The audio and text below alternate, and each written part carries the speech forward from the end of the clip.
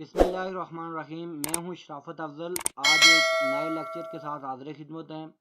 ये lecture basically unit number 7 का है, जिसमें हम एग्रीगेट डिमांड और एग्रीगेट सप्लाई के कॉन्सेप्ट के ऊपर डिस्कस करेंगे। तो इससे पहले कि एग्रीगेट सप्लाई और डिमांड कर्व का बैकग्राउंड क्या है, इनकी कहाँ से ये ड्राइव होके आती हैं, तो इसका जो है इसके बारे में हम कम्प्लीटली डिस्कस करेंगे। अब इस यूनिट के अंदर हम बेसिकली 4 प्रोग्राम पे मुश्तमिल है। Programme number 1, programme number 2, 3 and 4।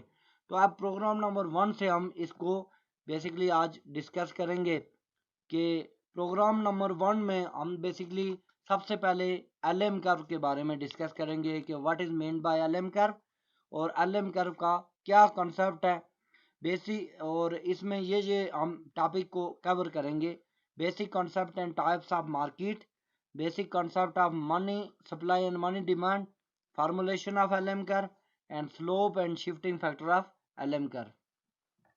लेकिन जब टाइप्स ऑफ मार्केट की बात आती है इन इकोनॉमी में, तो there are 2 type of market in demand side of economy. One is the good market and second one is the asset market.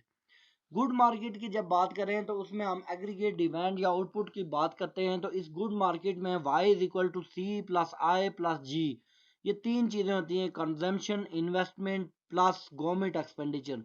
और इसको क्लोज इकोनॉमी भी कहते हैं। जब इसके अंदर net export, export minus import हम डाल देते हैं तो वो ओपन इकोनॉमी के जुमरे में चली जाती है। तो इस गुड मार्केट को कंट्रोल करने के लिए जो पॉलिसी बनाई जाती है उसको कहते हैं fiscal policy. Fiscal policy, FISCL, fiscal policy. अब जब एसेट मार्केट की बात करते हैं तो एसेट मार्केट के अंदर हमारे पास 2 तरह की मार्केट्स होती हैं। One is the money market and second one is the bond market. Money market के अंदर हमारे पास मनी सप्लाई और मनी डिमांड की बात करते हैं, और बॉन्ड मार्केट के अंदर बॉन्ड सप्लाई की बात करते हैं। तो ये basically money market, bond market और गुड्स मार्केट ये आपस में एक दूसरे के साथ इंटरकनेक्ट होती हैं। और इंटरेस्ट रेट एक हाईली इम्पैक्टेबल वेरिएबल होता है जो इन दोनों चीज़ों को आपस में जोड़ता है। इनकम का भी बहुत इंपॉर्टेंट रोल होता है इन तीनों मनी मार्केट और गुड्स मार्केट और बॉन्ड मार्केट में, इसका भी बहुत इंपॉर्टेंट। तो एसेट मार्केट से जो हमारे पास पॉलिसी बन के आती है उसको हम मॉनेटरी पॉलिसी कहते हैं। और एसेट मार्केट बेसिकली डील करता है सेंट्रल बैंक, किसी भी कंट्री का जो स्टेट बैंक होता है, सेंट्रल बैंक होता है, वो एसेट मार्केट को डील करता है। और गुड्स मार्केट को मिनिस्ट्री ऑफ फाइनेंस भी हम कह सकते हैं कि वो डील करती है, फाइनेंस डिवीजन जिसको कहते हैं। हमारा जो ऑब्जेक्टिव ऑफ स्टडी है उसमें हम देखना चाहते हैं कि देखिए मार्केट्स के अंदर हमने ऑलरेडी डिस्कस किया है, गुड्स मार्केट होती हैं, एसेट मार्केट और लेबर मार्केट। जब गुड मार्केट्स की बात करते हैं तो y is equal to C plus I plus G, हम डिमांड साइड इकोनॉमी की बात करते हैं। और एसेट मार्केट में हमारे पास मनी सप्लाई और बॉन्ड सप्लाई की बात होती है। एक और मार्केट जिसको लेबर मार्केट कहा जाता है, जहाँ पे हम लेबर सप्लाई और लेबर डिमांड की बात करते हैं, इसको हम लेबर मार्केट कहते हैं। ये भी एक इम्पॉर्टेंट रोल अदा करती है इन एग्रीगेट सप्लाई के कॉन्टेक्स्ट में। देखिए टाइप्स ऑफ मार्केट के अंदर जब देखते हैं तो एसेट मार्केट के अंदर हमारे पास 2 तरह की मार्केट्स हैं। One is the money market and second one is the bond market, which have already discussed.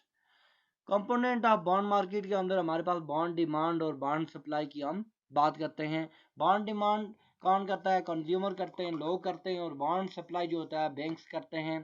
Central bank commercial बैंकों को राइट्स देता है कि वो आगे बॉन्ड की सप्लाई करें, और वो उसके लिए एक फैसिलिटेशन सेंटर के तौर पे काम करते हैं। अब देखें मनी मार्केट के अंदर भी 2 तरह की कंपोनेंट है, मनी डिमांड है और मनी सप्लाई है।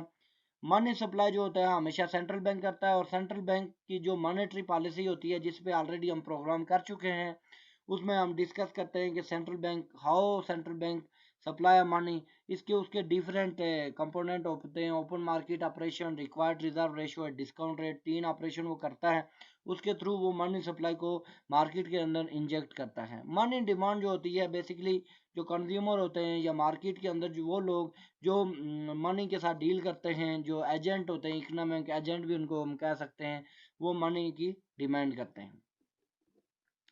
अब देखें the demand for money is a demand for the real money balance.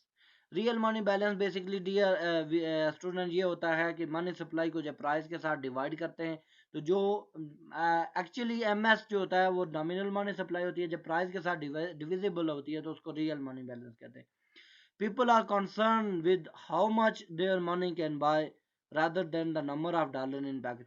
लोगों को इससे कंसर्न होता है कि वो जो उनके पास मनी है उससे कितनी चीज़ें खरीद सकते हैं, ना कि ये कि उनकी जेब में नंबर ऑफ डॉलर उनकी पैकेट में पड़े हों, लेकिन वो उनके लिए फ़ायदेमंद नहीं है, बल्कि उनके लिए क्या कंसर्न होता है कि इन डॉलर से वो कितनी चीज़ें इन रुपीज़ से वो कितनी चीज़ें खरीद सकते हैं।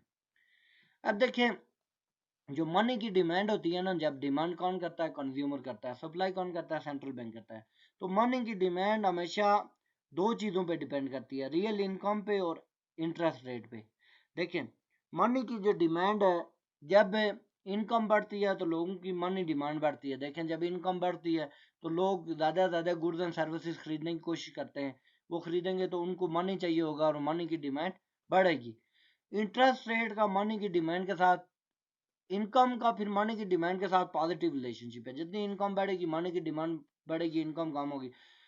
इंटरेस्ट रेट का मनी की डिमांड के साथ डायरेक्ट रिलेशनशिप है और नेगेटिव एसोसिएशन है। देखिए, इंटरेस्ट रेट बढ़ता है तो मनी की डिमांड कम हो जाती है, इंटरेस्ट रेट कम होता है तो मनी, इसका मतलब क्या हुआ कि जब इंटरेस्ट रेट हाई होगा तो लोग जो है money in the shape of transaction motive अपनी जेब में रखने के बजाय वो क्या रखेंगे, बैंकों में रखेंगे, क्योंकि रेट ऑफ इंटरेस्ट बैंकों का हाई है, लोगों को रेट ऑफ रिटर्न ज़्यादा मिलेगा तो वो मनी की डिमांड क्या कर देंगे, कम कर देंगे। अगर इंटरेस्ट रेट कम होगा तो वो मनी की डिमांड ज़्यादा कर देंगे, क्योंकि उनको रेट ऑफ रिटर्न बैंकों से कम मिल रहा है, तो वो मनी को जो है बैंक में रखने के बजाय कहाँ रखेंगे, अपने पास रखेंगे, उसको किसी और पर्पज़ के लिए यूज़ करेंगे। इसके ऊपर मैं ऑलरेडी हम प्रोग्राम किया हुआ है, वो यूट्यूब पे मेरे चैनल में अवेलेबल भी है, कि जिसमें हमने ये देखा है कि जो मनी की डिमांड है, transaction demand, speculative demand, precautionary demand for money, जिसमें जो क्लासिकल स्कूल ऑफ थॉट के लोग हैं वो कहते हैं कि money is use for only transaction purpose, लेकिन केनेजियन ये कहते हैं कि money is use for transaction as well as other purpose के लिए भी हम मनी को यूज़ कर सकते हैं। मनी से हम एसेट बॉन्ड खरीद सकते हैं, मनी से हम अदर गुड्स एंड सर्विसेज यानी एसेट्स खरीद सकते हैं, और मनी को अदर पर्पस के लिए भी यूटिलाइज किया जा सकता है। ये हम ऑलरेडी डिस्कस कर चुके हैं कि रियल पीपल और real income to pay for their purchase which is in turn depend upon the income mean the cost of holding the money. The higher the interest rate the more the expensive to hold the money. Interest rate high होगा तो अपनी जेब में पैसे रखना बहुत ज़्यादा expensive होंगे, हमारे लिए उसका कोई फ़ायदा नहीं, and less the cash will be hold at in level of income. So the demand for money is k y minus h i. तो के वाई का मतलब ये है कि एक कांस्टेंट है, जिसको हम ये भी कह सकते हैं कि ये प्रोपोर्शनलिटी का साइन है कि हाउ मच मनी हमें स्पेंड करने से हमें कितना फ़ायदा होगा, और वाई जो है वो इनकम है, माइनस एच जो है ये भी प्रोपोर्शनलिटी का साइन है, जो इंटरेस्ट रेट आई।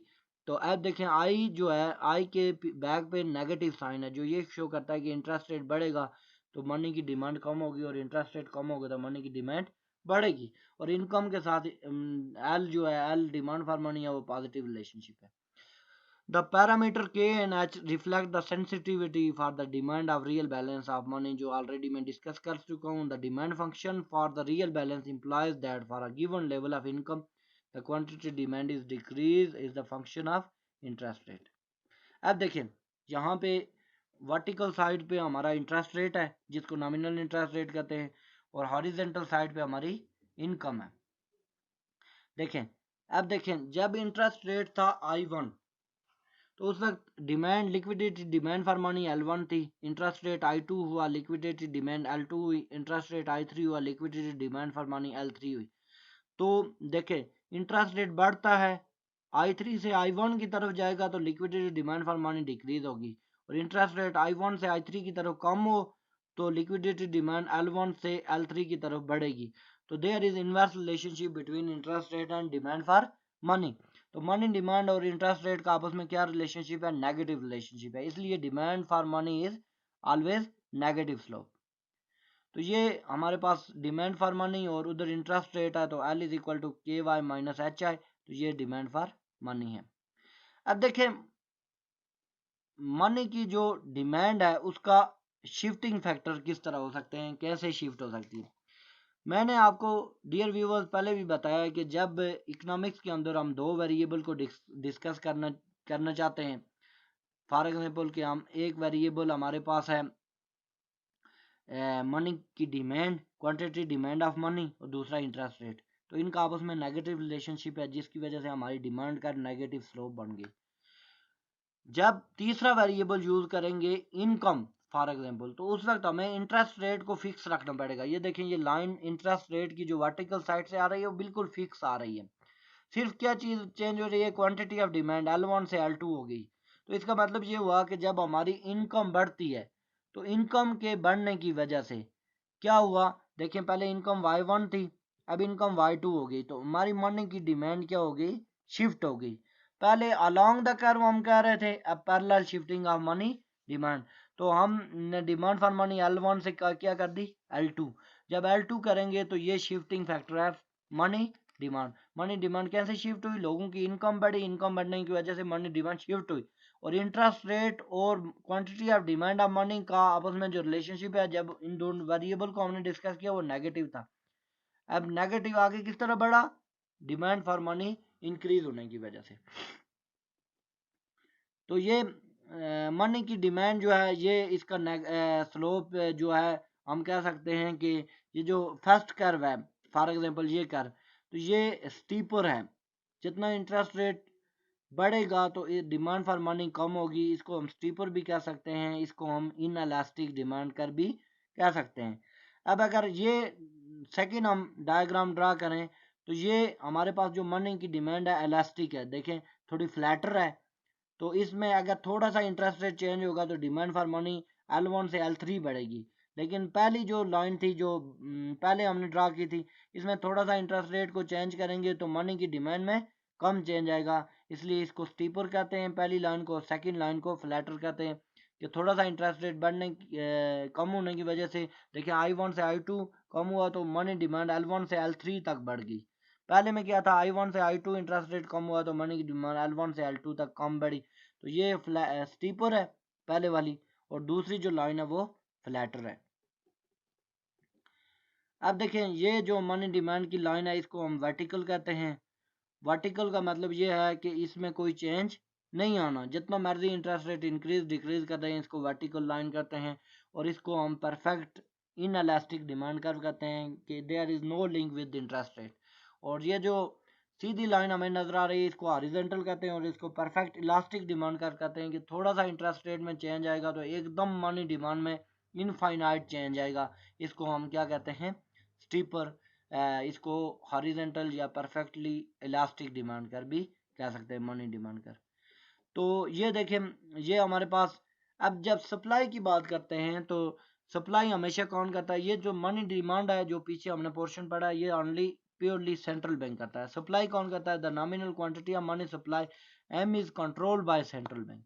ये कौन करता है, control by central bank. Real money supply is M और P where M and P are assume fixed. M mean the fixed money supply and P mean the price, nominal price। M और P ये real money supply, और money supply हमेशा fix होती है, और इसलिए इसका कर्व जो होता है वो, ये देखें इसका कर्व वर्टिकल होता है, और ये हमेशा कौन करता है, स्टेट बैंक, किसी भी कंट्री का जो सेंट्रल बैंक है वो मनी की सप्लाई करता है। अब हम देखते हैं कि जहाँ तक हमने बेसिकली कॉन्सेप्ट पढ़े कि मनी डिमांड क्या होती है, मनी सप्लाई क्या होती है, और मनी डिमांड के जो शिफ्टिंग फैक्टर क्या हैं, मनी डिमांड की स्लोप क्या है, फिर मनी सप्लाई को हमने डिस्कस किया कि कैसे करता है। तो thank you so much for listening my video. I hope कि ये वीडियो आपको अच्छी लगी होगी। अगर इसके बारे में आपको